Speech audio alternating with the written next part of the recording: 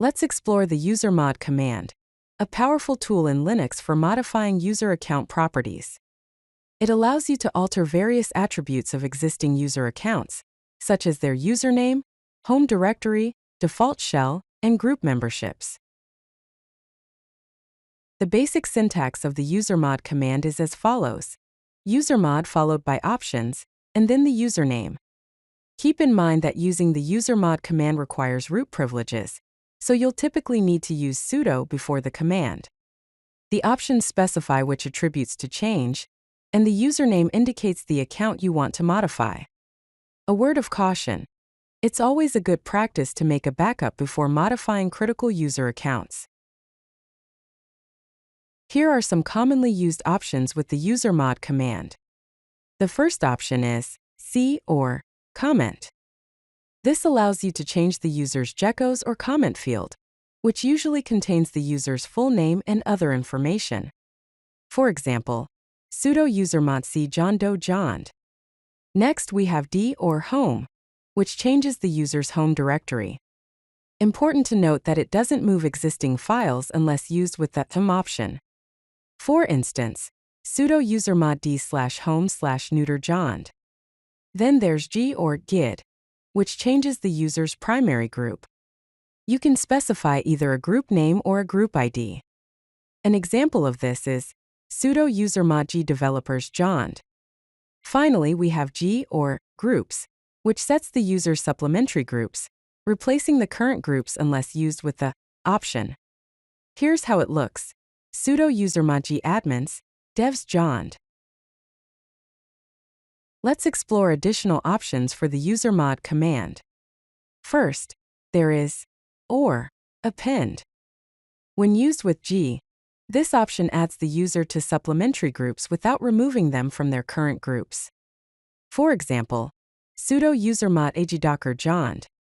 Next, we have l or login, which changes the username or login name of the user account. Note that this does not change the home directory name. For instance, sudo usermod ljohn_doe jond. Then there's l or lock, which locks the user account by placing an exclamation mark in front of the encrypted password, preventing login. An example of this is sudo usermod ljond. Finally, we have u or unlock, which unlocks a previously locked user account by removing the exclamation mark from the encrypted password. Here's how it looks: sudo usermod jond. Let's explore some additional options for the usermod command. The first one is s or shell. This option changes the user's login shell to the specified shell path. For example, sudo usermod s/bin/bash jond. Next, we have or expire date, which sets the date when the user account will expire. The format is year, month, and day. For instance, sudo usermod 2023, December 31st jond. Then there's m or move home. This option is used with d to move the contents of the user's home directory to the new location. An example of this is sudo usermod md/home/new_home jond. Finally, we have u or uid, which changes the user ID or UID of the user account. This can cause file ownership issues if not handled carefully. Here's how it looks: sudo usermod 1500 jond.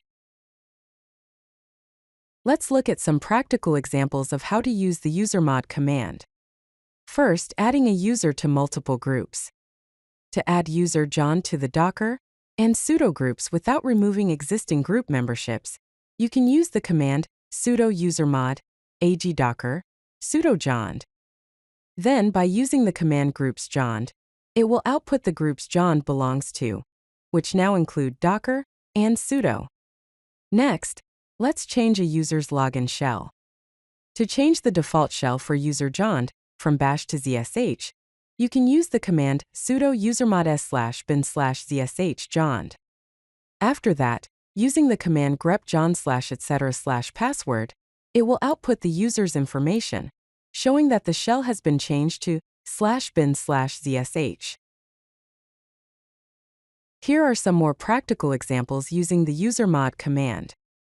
Changing username and moving the home directory. To change the username from John to John_Doe and move the home directory to match the new username, first use the command sudo usermod ljohn_doe john. Then, use the command sudo usermod md/home/john_doe john_doe.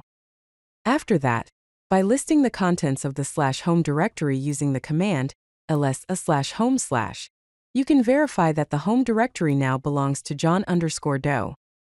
Next, let's look at locking and unlocking a user account. To temporarily disable a user account by locking it, then re-enable it later, first use the command sudo usermod ljohn_doe.